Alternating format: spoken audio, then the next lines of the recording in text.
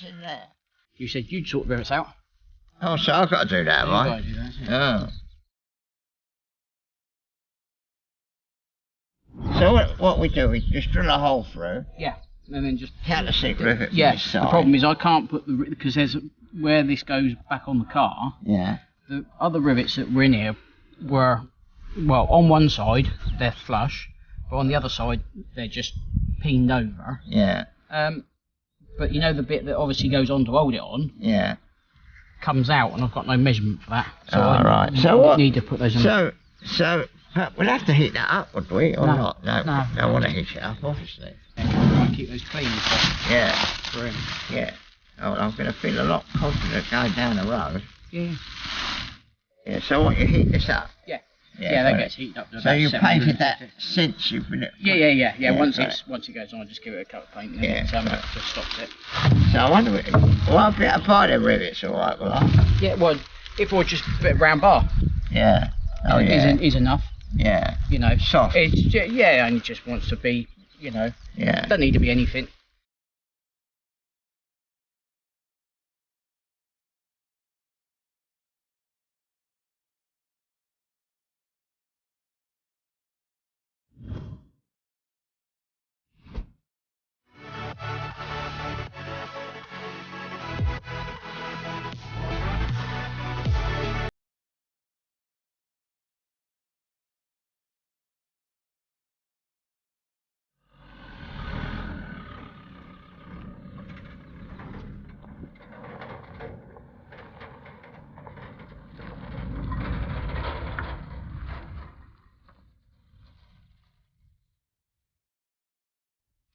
These are the new wheels which I've had made for the DONNET ZEDel.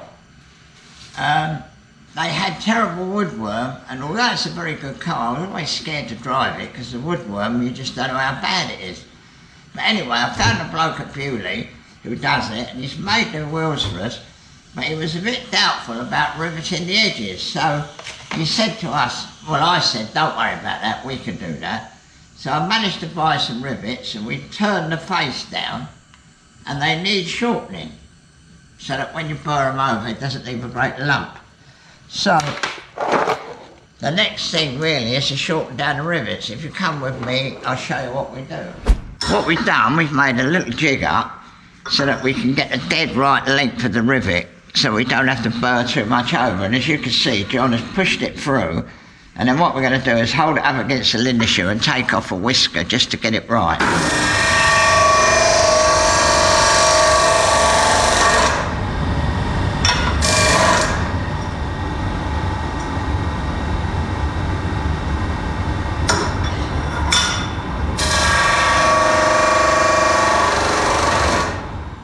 So now we put the rivets in here.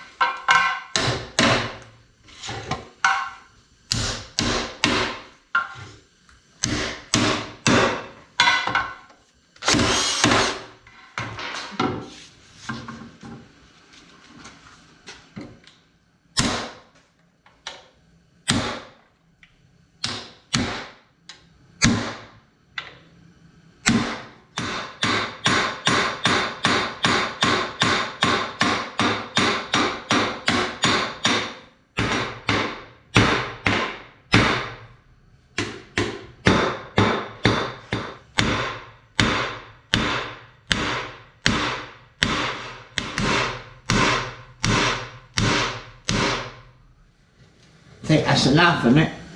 Before I die. Let me draw them out and then you can do that right now.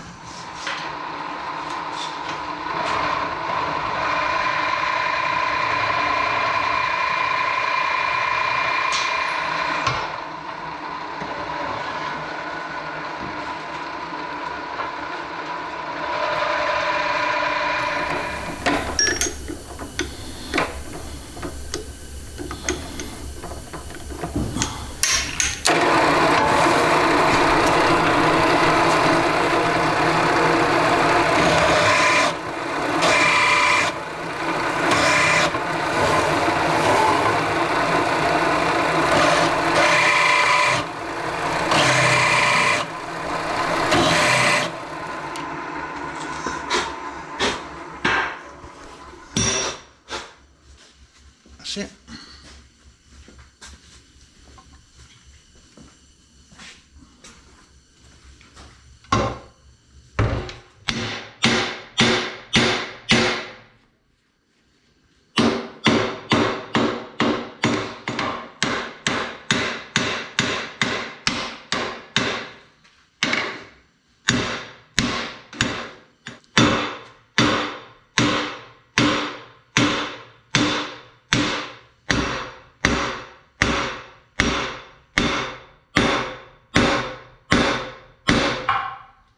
Anyway, this is the wheels for the DONNET ZEDeL.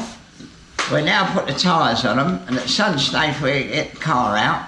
And I don't really know whether we've done anything on the DONNET ZEDeL, but anyway, we'll go around the car and run it down the road and you'll see what a good old car it is. It's 1924. So it's nearly 100 years old next year. So we'll have to have a party. Drink some champagne.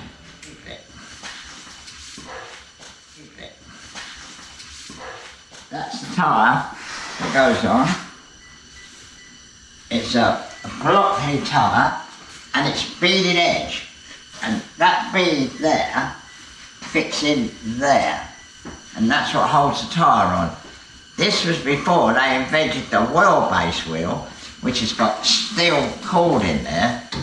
And obviously everybody knows what they look like because they're still using them today. But they hadn't invented them then, and this was the thing. But the thing was, you had to run these tyres at sort of 60 or 70 psi to make sure they stayed on. And the minute they got a puncture, they usually flew off the rim. So they were a nuisance, really.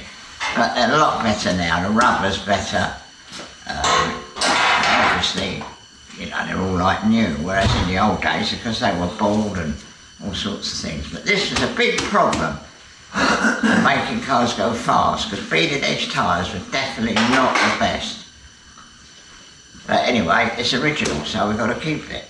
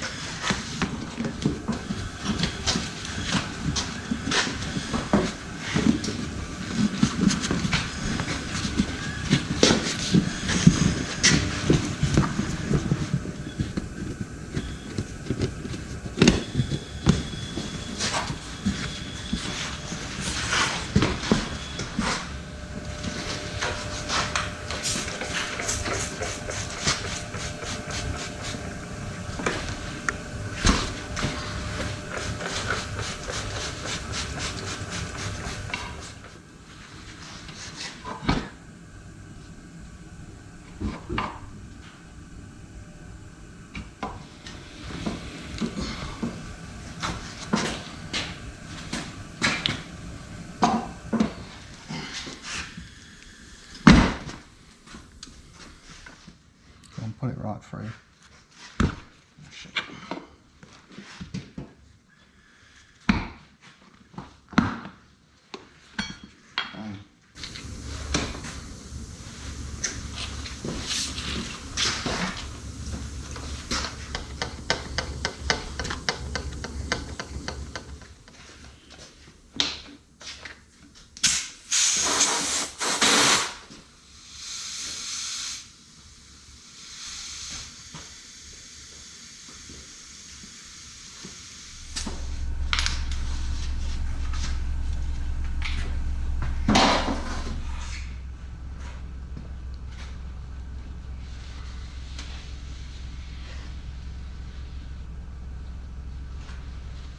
Well, that's the technique of putting on beaded edge tyres. By the time we get to the fifth one, which is what you saw, we got the technique pretty cracked. But to start with, it's a struggle. But anyway, might be a few tips in there for people. You mustn't worry about the rim too much because the paint is going to get a bit damaged.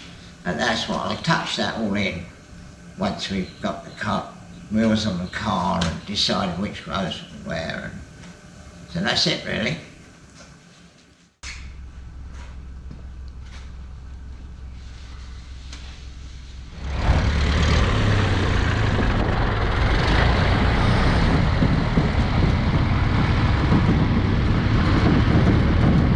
I bought this old car in the south of France from a mate of mine, I didn't actually buy it, I swapped it for a Model A Ford, which I never really liked.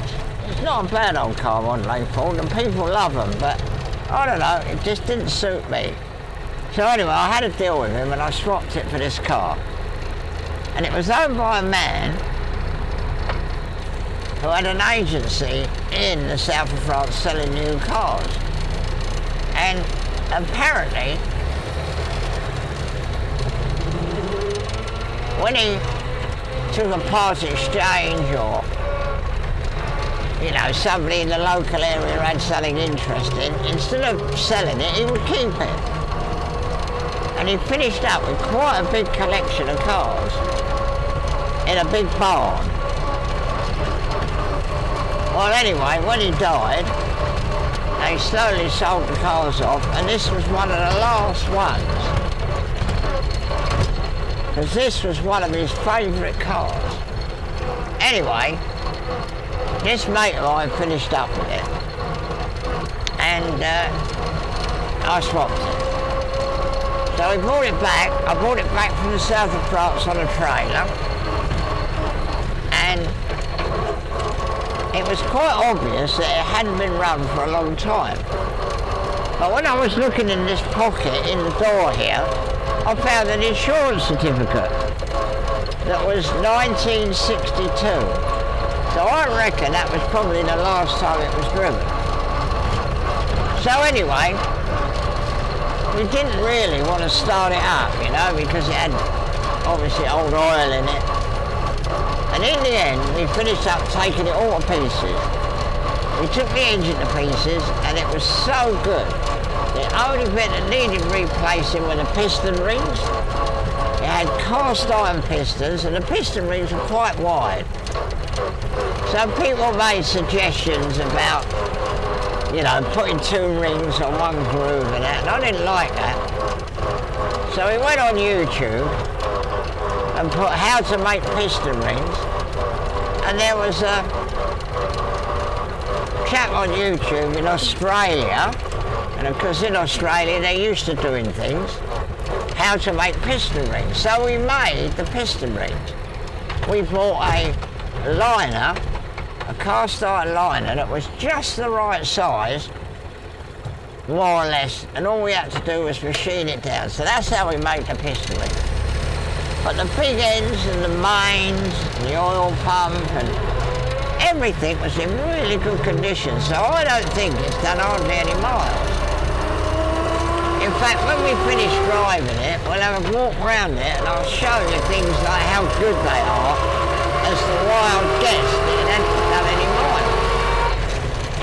But one of the biggest problems was woodworm in the wheels.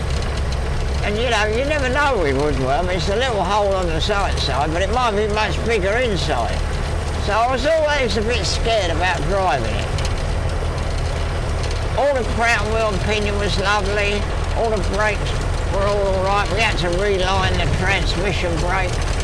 The rear brakes, believe it or not, and I couldn't believe it, are cast iron onto steel. They've got no linings at all. I was a bit doubtful about this, and I thought, well, perhaps we ought to machine the shoes down and put some linings on it. Anyway, I was at Bewley, and I talked to a really good old boy, whose name I can't remember, because I can never remember anybody's name. And he was, you know, older than me. I told him about the brake shoes, and he said, oh, you don't want to touch them, he said. They'll work like a charm. Leave them as they are and give them a test before you do anything. So I said, well, there's a bit of oil on the drums. He said, oh, that won't matter. He said, they don't worry about that. Anyway, when we took the back axle to pieces, we fitted Silver Life bearings, so it hasn't got any oil on the drums. So obviously, they're as good as they can be.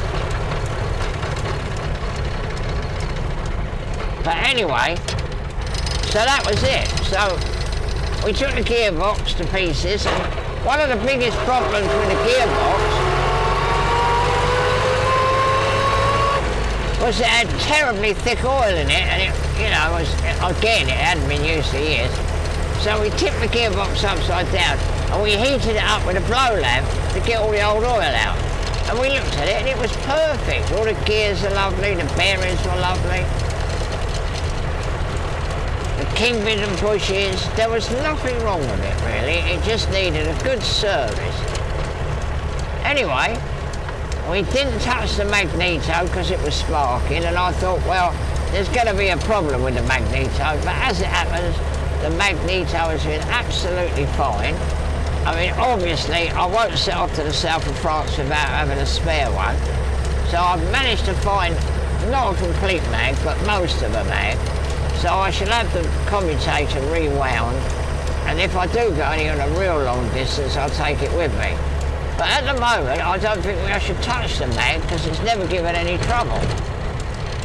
We had to take the petrol tank to pieces and we cut the bottom out of the petrol tank and put a new bottom on it and cleaned it all out because it was a bit desperate. The auto vac gave a few problems, but after I took it to bits a few times and messed about putting O-rings and gaskets, anyway, we've got that working perfectly. And as it happens, it's a fantastic car. I'll show you the gearbox and the transmission and the way the starter motor works. It's beautifully designed, and you know, the gearbox is good. It's not a fast car. I mean, we are doing 50 kilometres an hour now, but it will do 80. But it's, you know, you wouldn't drive it all day at 80. So now it's got the new wheels. I've been all through it mechanically. John rewired it, so it's got proper lights on the back with stop lights. Because I reckon that in this modern day and age, if you put the brakes on and the light don't come on, a lot of people wouldn't know you were stopping and probably run into the back of you. So we fitted stop lights.